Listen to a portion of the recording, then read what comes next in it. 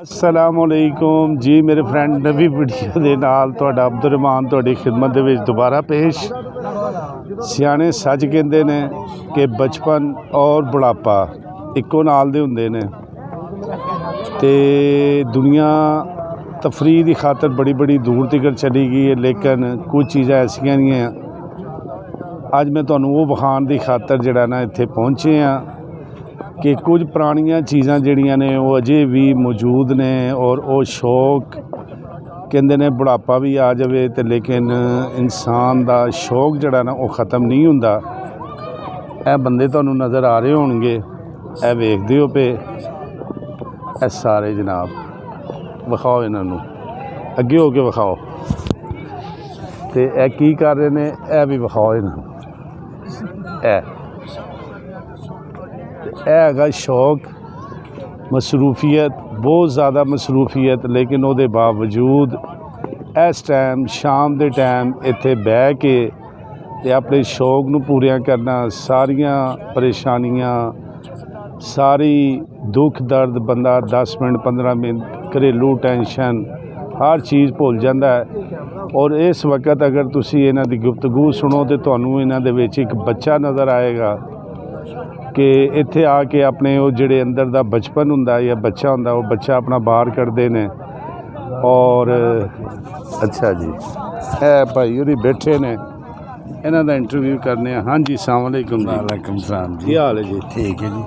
अच्छा जी, ये इत्थे आके बैठे हो? हाँ जी। की कर रहे हो? हाँ गेम वेखण डे ने। ये गेम वेखण डे हो? हाँ जी।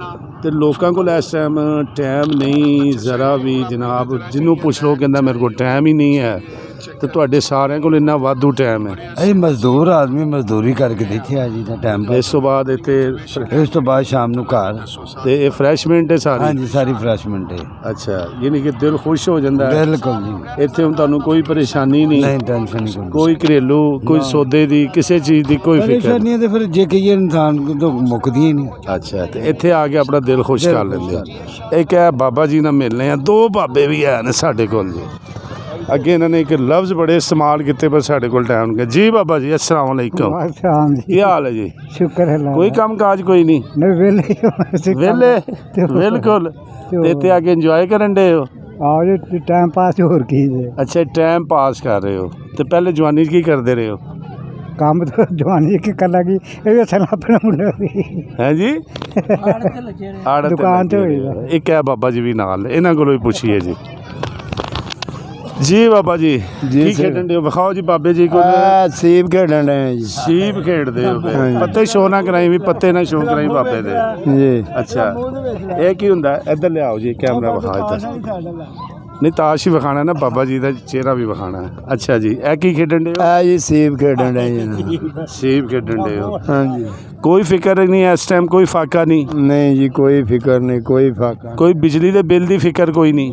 कोई बिजली के बिल की फिक्र कोई नहीं? नहीं कोई नहीं आया इस टाइम तो कोई नहीं। कहो ये कहो भी इस टाइम तो कोई नहीं? इस टाइम कोई भी नहीं आया। तो आ की होया इधर की होया जी? ठीक है। की सुटिया जे?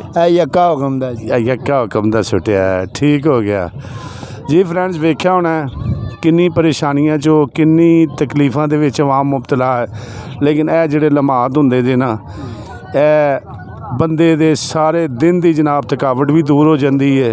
ना बिजली दे बिल की फिक्र, ना गैस के बिल की फिक्र, और जिंदगी जिहड़ी है उन्होंने इंजॉय करो। हाँ जी जी बिल्कुल। देखो गैस दे बिल जे इस टाइम खोलो आज ही दिन। अच्छा वेले दसो ना खोलो आज ही देना 3200 रुपया।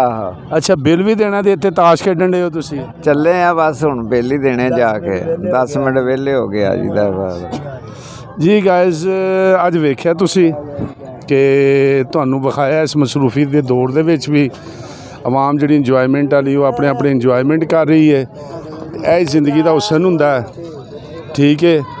तो मसरूफियत अपनी जगह, परेशानी अपनी जगह, लेकिन वो नाल जिंदगी नूं थोड़ा जा ना इंजॉय भी ज़रूर करया करो। कोई पता नहीं किस टाइम जिंदगी साथ छड़ जाए, तो जिंदगी का कोई पता नहीं। उम्मीद है साडी वीडियो तुहानूं ज़रूर पसंद आई होएगी। मिलने नवीं वीडियो के नाल। अस्सलाम वालेकुम।